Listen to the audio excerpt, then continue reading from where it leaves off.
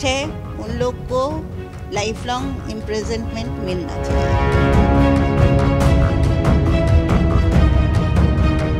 50 वर्षांपूर्वी पश्चिम बंगालमधून समीर राय चौधरी पुण्यातील पिंपरी चिंचवडमधील टाटाच्या टेल्को कंपनीमध्ये रुजू झाले। तेव्हा पुणे हे सुरक्षित शहर होतं। अगदी गुरुवारपर्यंत ते पुण्याला सुरक्षित शहरच मानत होते आणि म्हणूनच भल्या पहाटे मॉर्निंग वॉकसाठी ते बाहेर पडले। मात्र दारूच्या नशेत असलेल्या आणि आणखी दारू मिळावी यासाठी लोकांकडून पैशांची लूटमार करणाऱ्या 4 जणांच्या टोळक्याने समीर राय चौधरी यांच्यावरती रॉडनी हल्ला केला आणि त्यांचा त्यामध्ये मृत्यू झाला। यातून पुणे पहिल्यासारखं सुरक्षित राहिलंय का हा प्रश्न तर उपस्थित होतोच। त्याचबरोबर हल्ला करणाऱ्या या 4 आरोपींपैकी 3 आरोपी हे अल्पवयीन असल्याचं समोर आल्यामुळे जो ज्युव्हेनाईल ऍक्ट आहे, बाल गुन्हेगारांबद्दलचा जो कायदा आहे त्यामध्ये बदल करण्याची, त्यामध्ये सुधारणा करण्याची किती गरज आहे हे पुन्हा एकदा अधोरेखित होत आहे। आपल्यासोबत जे मृत्युमुखी पडले समीर राय चौधरी यांचं कुटुंब आहे, त्यांच्या पत्नी आहेत काजल रॉय चौधरी आणि त्यांचे मुलगे आहेत, चिरंजीव आहेत संदीप रॉय चौधरी। मैडम, ये आपके लिए बहुत ही बुरा वक्त है, लेकिन फिर भी मैं आपसे पूछ रहा हूँ क्योंकि in the larger interest of the society कि जब आप पिछले 50 साल से पुणे में रह रही है और उस वक्त का पुणे और आज का पुणे, ये इंसिडेंट होने के बाद आप कैसे देखती है? क्या फ़र्क आपको पुणे में दिख रहा है? बहुत ज़्यादा फर्क दिख रहा है। प्रशासन का ये अरेंजमेंट ठीक नहीं। उन लोग बोलते मैं करता हूँ लेकिन ठीक से करता नहीं। अगर देखता तो ऐसा नहीं होता। पेट्रोलिंग का बोलता है वो लोग करता है, लेकिन अगर पेट्रोलिंग होता है तो फिर ऐसा कैसे हुआ? और ये फर्स्ट डे नहीं, हमारे एरिया में 1 वीक से ऐसा चल रहा है। अच्छा। तो फिर ऐसा कैसे हुआ? और ये जो लड़के अभी सब लोग बोलते जुवेनाइल है, पकड़ने के बाद माँ बाप जाके हाथ पैर पकड़ते हैं, उन लोग को छोड़ देते हैं। ये तो बिल्कुल ही गलत है। उनको एक शिक्षा होना चाहिए कि किसी का खराब किया तो क्या होता है, उनको भी कुछ समझना चाहिए। मेरी ये रिक्वेस्ट है, उन लोग को लाइफ लॉन्ग इम्प्रिजनमेंट मिलना चाहिए। जब गुरुवार को सुबह वो आपके पति जो है वो मॉर्निंग वॉक के लिए बाहर निकले थे तो उनके मन में कोई डर नहीं होगा क्योंकि आप जिस सोसाइटी में रहते हैं? इतने सालों से जा रहे हैं ना ये मॉर्निंग वॉक, और इसी पर्टिकुलर टाइम एग्जैक्ट टाइम पे निकलते। एग्जैक्ट टाइम पे कितने बजे निकलते थे? 5:05 में निकलते।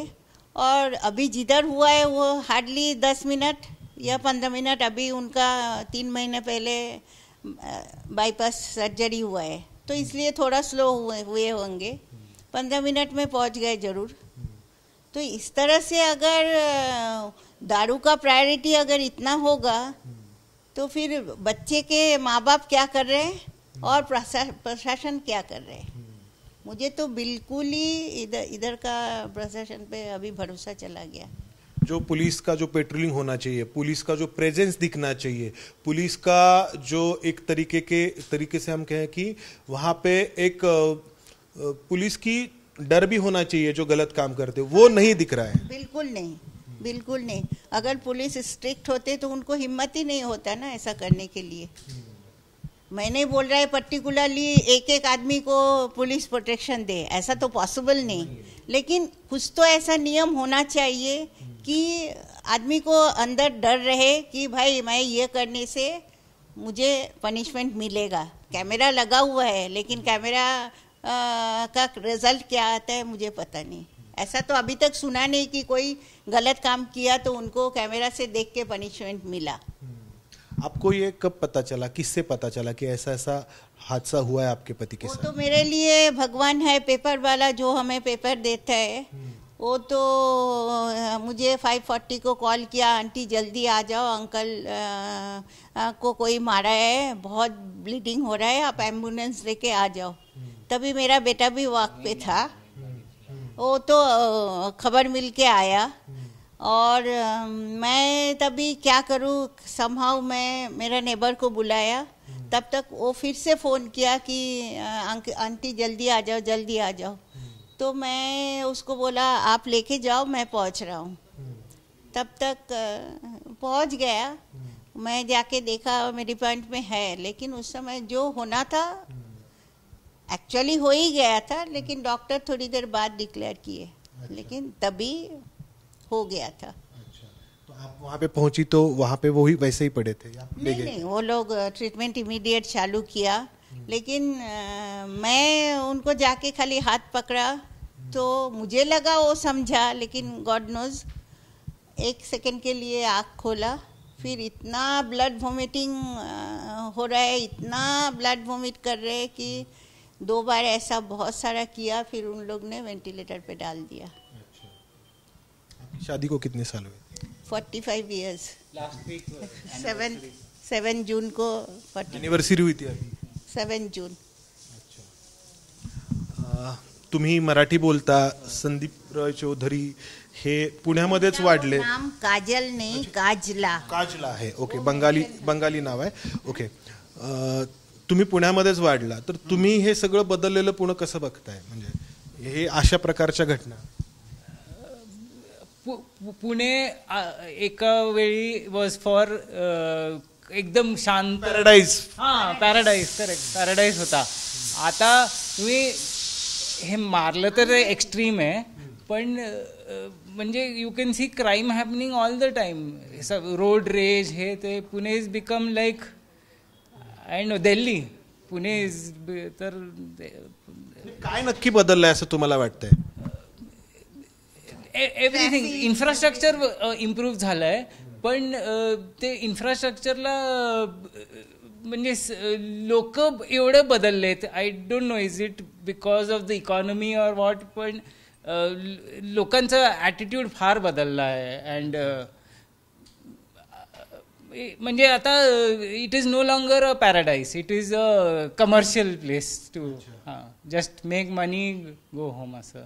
आणि सिनियर सिटीजन एकमेव घटना नाहीये पुण्यामध्ये. कोयता गँगकडून होणाऱ्या हल्ल्याच्या घटना असतील, वाहनांची तोडफोड असेल, तर या घटना पुण्यात ह्या सातत्याने घडत आहेत. या एकमेव घटनेमुळे आम्ही पुण्याबद्दल लोकांची ही अशी मतं का आहे ते विचारत नाही आहात. जेव्हा तुम्हाला हे समजलं तेव्हा तुम्ही तिथं गेलात, काय नक्की त्या ठिकाणी घडलं तुमच्या वडिलांच्या बाबतीत? होय, नाही मी नव्हतो तिकडे, पण म्हणजे त्या पेपरवाल्यांनी सांगितलं की कोणीतरी डोक्यावर मारलंय, आणि एवढं जोरात मारलंय ना की फक्त डोकं नाही, हा तोंडचा हा बोन पण पूर्ण तुटला होता. तर हा स्टील रॉडनी मारलं होतं, आणि एवढं जोरात मारल्यामुळे इकडचं पण ब्लिडिंग, आणि ते ब्लड थिनर्सवर होते कारण हार्ट बायपास सर्जरी झालं. तर एवढं क्लॉट, एवढं डॅमेज झालं ब्रेन की there was no hope left. तर मी जेव्हा आलो ही वॉज ऑलरेडी डन. हाँ, कोई ट्रीटमेंट का मौका ही नहीं दिया. हो, चांसच नहीं मिळाला. भी नहीं. डॉक्टर 1 घंटे में बोला, सीटी स्कैन हुआ, उसके बाद डॉक्टर हमें बुला के दिखाया सब. बोला हम लोग अभी आपको झूठ मूठ नहीं बोलेंगे कि आप करो, क्योंकि रिजल्ट नहीं आएगा. हम लोग मेडिसिन दे रहे हैं, 12 घंटा देखते, अगर कुछ थोड़ा भी कुछ इम्प्रूवमेंट हुआ तो हम लोग ऑपरेशन करेंगे. लेकिन 3 न्यूरोसर्जनला ओपिनियन घेतलं, ऑल 3 सेड नो होप. आता या सगळ्या प्रकारामध्ये जे इन्व्हॉल्ड आहेत 4 आरोपी, त्यापैकी 3 जे आहेत ते पेपर में आया कि 2 जुवेनाइल है, उनको छोड़ तीन जुवेनाइल आहेत. त्यापैकी 2 जुवेनाइल असे आहेत की त्यांनी याआधी एक हत्या केली होती, आणि म्हणून ते बालनिरीक्षण गृहामध्ये, ज्याला आपण चाइल्ड जे रिमांड होम जे आहे असं म्हणतो, त्यामध्ये होते, आणि काही दिवसांपूर्वीच ते सुटून आले होते. आता त्याच्यामुळं पुन्हा प्रश्न असं उपस्थित होतो की जो जुवेनाइल ऍक्ट आहे तर तो चेंज करायला पाहिजे. स्ट्रांग होना चाहिए ना. नहीं तो अगर वो ऐसा किया, 7 दिन में छोड़ दिया, 15 दिन में हाथ पैर मार जाके पकड़ा, छोड़ दिया, फिर फायदा क्या? ये एक्ट होने से फायदा क्या? नाही, जुवेनाइलचं डेफिनेशन मग बदलायला लागणार की हे म्हणजे इमॅजिन करा, एक 15 किती वर्षाचा असू दे, एक शॉटनी मरू शकतो माणूस, तो जुवेनाइल असेल का? तर बॉडी बिल्डिंगच्या याच्यात जायला पाहिजे ना. और गरीब बोल रहे हैं तो उनको इतना ताकत है कि एक रॉड मारा कि पूरा वो, फिर तो चलते चलते रोज 10 को मार सकते. इतना ताकत है. एक आप बोलो ना, आपको क्या लगता है मैं एक रॉड मारा तो मैं मर जाऊं? तोच विषय आहे की कल्याणी नगरचा जो काही प्रकार घडला आहे, पोर्शे कारनी धडक देऊन दोघांची एका अर्थाने हत्या केली असं म्हटलं तरी हरकत नाही. त्यामधला आरोपी देखील अल्पवयीन आहे हे सगळे आपण जाणतो, आणि अल्पवयीन आहे या एकाच कारणास्तव त्याची सुरुवातीला सुटका करण्यात आली होती. मात्र माध्यमांच्या दबावामुळे आणि त्यानंतर वरिष्ठ पोलीस अधिकाऱ्यांनी त्यामध्ये स्वतःकडे तपास घेतल्यामुळे त्या मुलाला पुन्हा बालनिरीक्षण गृहात पाठवण्यात आले. या प्रकारामधले 2 अल्पवयीन तर आधीपासूनच बालनिरीक्षण गृहात होते, तिथून बाहेर आले होते अगदी काहीच दिवसांपूर्वी, आणि हा प्रकार घडला. तर हे सिरियसली ह्या जो काही ज्युवेनाइल ॲक्ट आहे तर त्याबद्दल विचार व्हायला हवा, तो चेंज व्हायला हवा, अगदी सेंट्रल गव्हर्नमेंटपासून याच्यामध्ये कॉग्निझन्स घ्यायला हवा. काय वाटतं? ॲब्सोल्युटली. हे ज्युवेनाइल ॲक्टचं डेफिनेशनमध्ये आय एम शुअर म्हणजे लूप होल्स आहे, आणि आमचे we have so many learned people in our country. ते ज्युवेनाइल ॲक्ट ते बाकी केवढं ॲक्ट बदलत आहे ते पण एकदा रिव्ह्यू करायलाच पाहिजे अँड सी. कारण असं आत घेतलं बाहेर काढलं, आत घेतलं बाहेर काढलं, काय म्हणजे एंटरटेनमेंट नाही आहे ना हे. एक life is not a entertainment. तर this is not, absolutely not right. तुमच्या वडिलांबरोबरच्या आपके पति के साथ की बहुत इतने साल की आपकी 45 ईयर्स की मैरिड लाइफ रही, बहुत सारी यादें होंगी, लेकिन ये जो आखिर में जो हुआ तो ये किसी को भी एक्सपेक्टेड नहीं होगा. क्या इसका कोई आंसर है? कोई आंसर नहीं. एक्सपेक्टेड म्हणजे इसका कोई आंसर नहीं. म्हणजे त्यांचं हार्ट ऑपरेशन झाल्यामुळे एक्स्ट्रीम केअर घेत होतो आम्ही त्यांचं. कारण इतने खुशी थे, इतना और इतना जल्दी रिकवरी हुआ. 8 दिन में वो बाईपास सर्जरी करके घर आए. जुपिटर वाले डॉक्टर लोग बोले, कल भी बोले मुझे कि 77 ईयर्स ओल्ड का हम लोग ऑपरेट करने के लिए डरते, लेकिन वो स्मार्टली गए. और हम लोग एक वीक बाद 3 महीना वो लोग बोले आंटी अभी 15 साल कोई भी फिक्र नहीं. 15 साल, 15 महीना, 5 महीना नहीं हुआ, 3 महीना नहीं हुआ. 16 तारीख को 3 महीना, 16 मार्च को हुआ, 16 जून को 3 महीने का होना था. फिर इसके ऊपर क्या बोलूं, क्या बोलना चाहिए? बोलण्यासाठी खरं तर काही नाही आता या कुटुंबाकडे. कारण वो इंसान इतने अच्छे थे, बोला ना सब लोग पागल के तरह आगे पीछे घूम रहे. इतने एकदम शांत, एकदम सोबर, किसी को एक शब्द जोर से नहीं बोलते कभी. ऐसा एक जन भी अभी तक, इतने 100 आदमी आए, कोई भी एक वर्ड नहीं बोले कि ये आदमी ऐसा है. फिर वो हमारे लिए कितना कॉस्टली है. आता पोलिसांकडून तर कारवाई होते, 4 जणांना अटकही झाली आहे, पुढे खटला देखील न्यायालयामध्ये चालेल. तुम्ही एक लार्जर पर्स्पेक्टिव्हमध्ये काय मागणी कराल आपल्या एकूण यंत्रणेकडे? खरं तर यंत्रणा हा शब्द खूप मोगम आहे, पण एकूण आपली जी काही पोलीस डिपार्टमेंट असेल, त्यानंतर महापालिकेची काही लोकांची काही जबाबदारी आहे त्या ठिकाणी, आणि आपण ज्या ज्युवेनाइल ॲक्ट बद्दल बोलतो. मी म्हणणार पोलीसचं रेस्पॉन्सिबिलिटी आहे, कॉर्पोरेशनचं रेस्पॉन्सिबिलिटी, लिगल सिस्टमचं रेस्पॉन्सिबिलिटी आहे की ह्यांना पनिशमेंट करायला. आता म्हणजे माय एक जनरल एक्सपिरियन्स की ते आम्हाला हॅरस करते, इकडे या तिकडे या, पण त्या माणसांना पनिशमेंट व्हायला 10, 15, 20 वर्ष लागेल. म्हणजे असं होतं जनरली, असं माझं ऑब्झर्वेशन आहे. तर असं नाही व्हायला पाहिजे. स्विफ्ट ॲक्शन, आणि ॲक्शन तर आता माझे वडील तर परत नाही येणार ना, तर that is one part. Main part is कोणाच्या दुसऱ्याच्या वडीलला असं नाही व्हायला उन लोग पाहिजे. को समझना चाहिए कि किसी को मारने से कैसा लगता है, खुद के ऊपर अगर ये आता है तो कैसा लगता है. हाँ, मेरा हस्बैंड को नहीं मिलेगा, लेकिन और एक जन को ऐसा नहीं होना चाहिए आगे.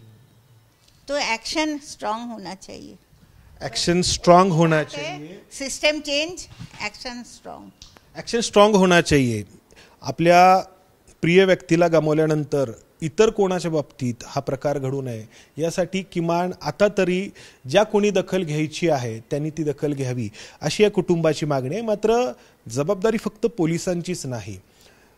हे असे अल्पवयीन गुन्हेगार का घडतात, या मुलांच्या घरामध्ये त्यांचे जे आईवडील आणि नातेवाईक आहेत त्यांची जबाबदारी आहे.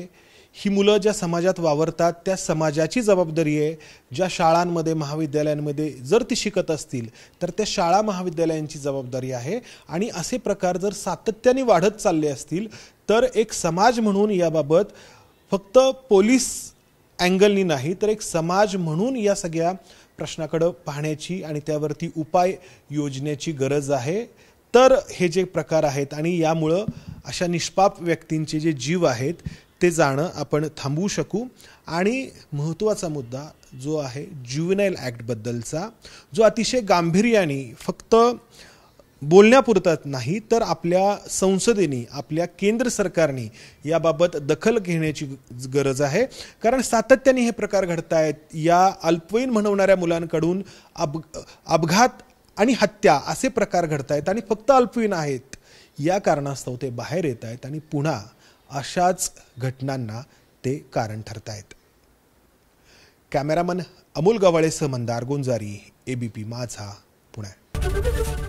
एबीपी माझा, उघडा डोळे बघा नीट.